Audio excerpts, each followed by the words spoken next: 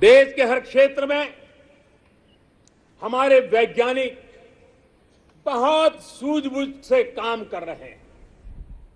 अब समय आ गया है कि हम अपने कृषि क्षेत्र में भी वैज्ञानिकों की क्षमताओं और उनके सुझावों को भी हमारे एग्रीकल्चर सेक्टर में जोड़ें। अब हम ज्यादा इंतजार नहीं कर सकते हैं और हमें इसका पूरा लाभ भी उठाना है। ये देश को खाद्य सुरक्षा देने के साथ फल, सब्जियां और अनाज का उत्पादन बढ़ाने में बहुत बड़ी मदद मिलेगी और हम विश्व तक पहुंचने के लिए अपने आप को मजबूती से आगे बढ़ाएंगे। इन प्रयासों के बीच हमें कृषि सेक्टर की एक बड़ी चुनौती की भी और ध्यान देना है। ये चुनौती है गांव के लोगों के पास कम होती जमीन। बढ़ती हुई आबादी के साथ परिवार में जो बंटवारे हो रहे हैं उसकी वजह से किसानों की जमीन छोटी से छोटी होती जा रही है। देश के 80% से ज्यादा किसान ऐसे हैं जिनके पास 2 हेक्टेयर से भी कम जमीन है। 2 हेक्टेयर से भी कम। पहले जो देश में नीतियां थी और हम देखें 100 में से 80 किसान उनके पास 2 हेक्टेयर से भी कम जमीन, यानी देश का किसान एक प्रकार से छोटा किसान है। पहले जो देश में नीतियां बनी उनमें इन छोटे किसानों को जितनी प्राथमिकता देनी चाहिए थी, उन पर जितना ध्यान केंद्रित करना चाहिए था, वो रह गया। अब देश में इन्हीं छोटे किसानों को ध्यान में रखते हुए कृषि सुधार किए जा रहे हैं, निर्णय लिए जा रहे हैं। फसल बीमा योजना में सुधार हो, एमएसपी को 1.5 गुना करने का बड़ा महत्वपूर्ण निर्णय हो, छोटे किसानों को किसान क्रेडिट कार्ड से सस्ते दर से बैंक से कर्ज मिले इसकी व्यवस्था हो, सोलर पावर से जुड़ी योजनाएं खेत तक पहुंचाने की बात हो, किसान उत्पादक संगठन हो। ये सारे प्रयास छोटे किसानों की ताकत बढ़ाएंगे। आने वाले समय में ब्लॉक लेवल तक वेयर हाउस की फैसिलिटी क्रिएट करने का भी अभियान चलाया जाएगा। हर छोटे किसानों के छोटे खर्च को ध्यान में रखते हुए पीएम किसान सम्मान निधि योजना चलाई जा रही है। 10 करोड़ से अधिक किसान परिवारों के बैंक खातों में अब तक 1.5 लाख करोड़ से ज्यादा रकम सीधी उनके खाते में जमा करा दी गई है। छोटा किसान अब हमारे लिए, हमारा मंत्र है, हमारा संकल्प है, छोटा किसान बने देश की शान। छोटा किसान बने देश की शान, ये हमारा सपना है। आने वाले वर्षों में हमें देश के छोटे किसानों की सामूहिक शक्ति को और बढ़ाना होगा, नई सुविधाएं देनी होगी। आज देश के 70 से ज्यादा रेल रूटों पर किसान रेल चल रही है। किसान रेल छोटे किसानों को अपने उत्पाद का कम कीमत, ट्रांसपोर्टेशन का खर्चा कम हो, इस पर दूर दराज के इलाकों में वो इस आधुनिक सुविधा के साथ अपने उत्पाद पहुंचा सकता है। कमलम हो या शाही लीची, भूत जलोकिया मिर्च हो या काला चावल या हल्दी, अनेकों उत्पाद अब दुनिया के अलग अलग देशों में भेजे जा रहे हैं। आज देश को खुशी होती है जब भारत की मिट्टी में पैदा हुई चीजों की सुगंध दुनिया के अलग अलग देशों तक पहुंच रही है। भारत के खेत से निकली सब्जियां और खाद्यान्न से आज दुनिया का टेस्ट बन रहा है। मेरे प्यारे देशवासियों, कैसे आज गांवों के सामर्थ्य को बढ़ाया जा रहा है, उसका एक उदाहरण है स्वामित्व योजना। हम सब जानते हैं कि गांवों में जमीन की कीमत का क्या हल होता है। जमीन पर उनको बैंकों से कोई कर्ज नहीं मिलता है, खुद जमीन के मालिक होने के बावजूद भी, क्योंकि गांव में जमीनों के कागज पर कई पीढ़ियों से कोई काम नहीं हुआ है। लोगों के पास इसकी व्यवस्था नहीं है। इस स्थिति को बदलने का काम आज स्वामित्व योजना कर रही है। आज गांव-गांव हर एक घर की, हर जमीन की ड्रोन के जरिए मैपिंग हो रही है। गांव की जमीनों के डेटा और संपत्ति के कागज ऑनलाइन अपलोड हो रहे हैं।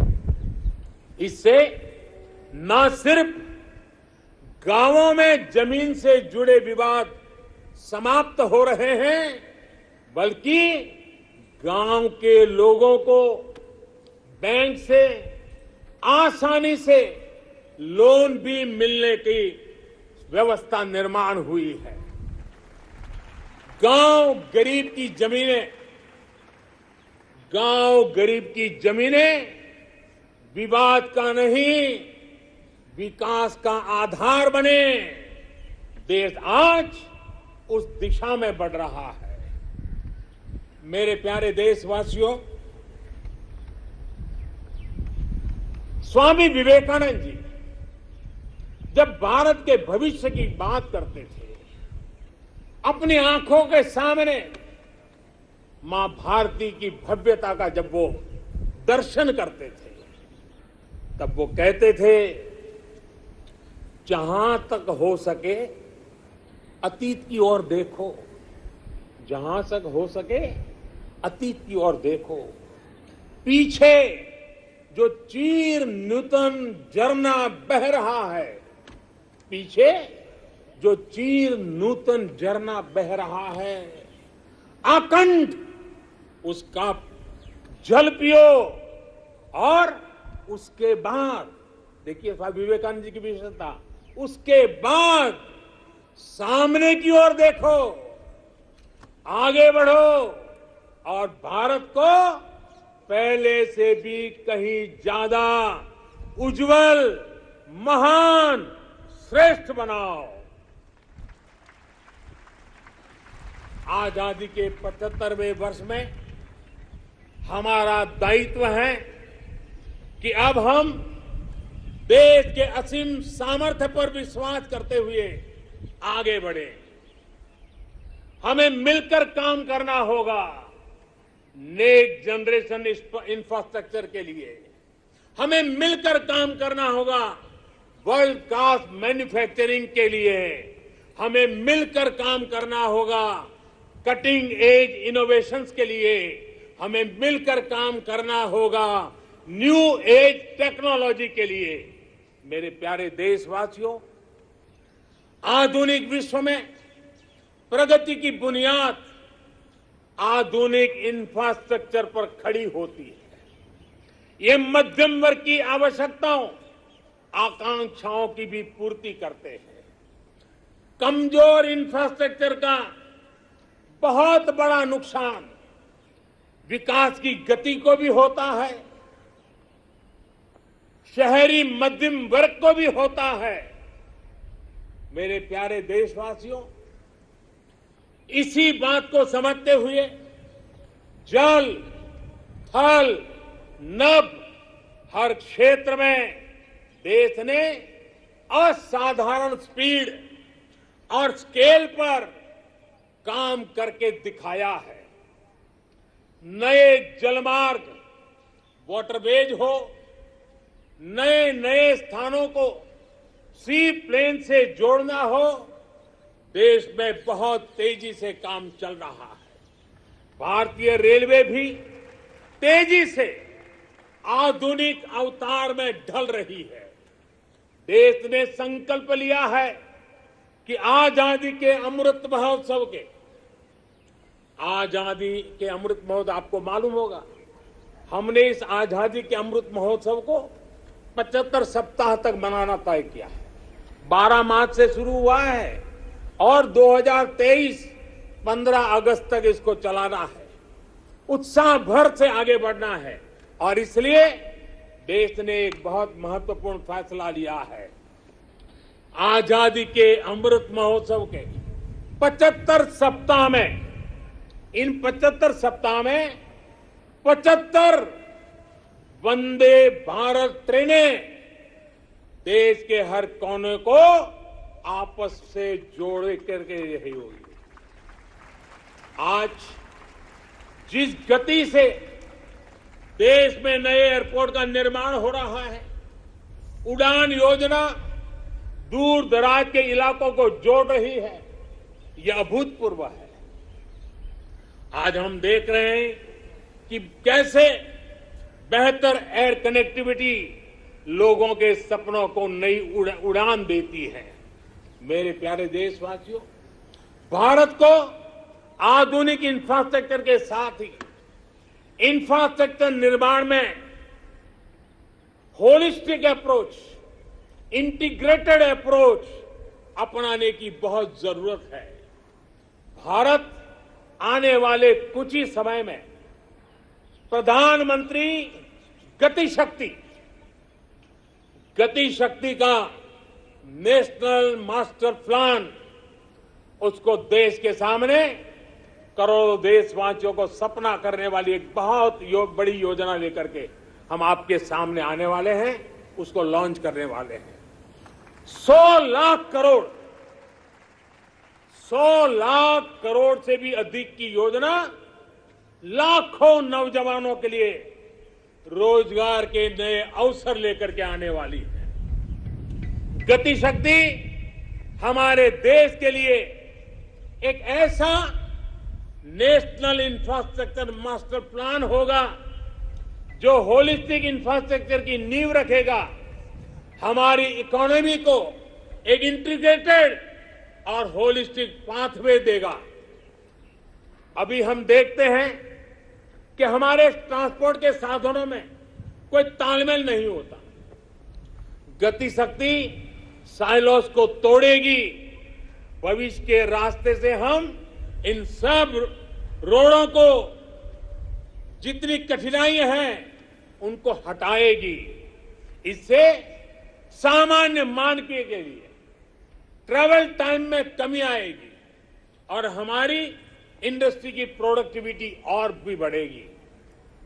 गति शक्ति हमारे लोकल मैन्युफैक्चरर्स को ग्लोबली कॉम्पिटिटिव करने में भी बहुत बड़ी मदद करेगी और इससे फ्यूचर इकोनॉमिक जोन्स के निर्माण की नई संभावनाएं भी विकसित होगी।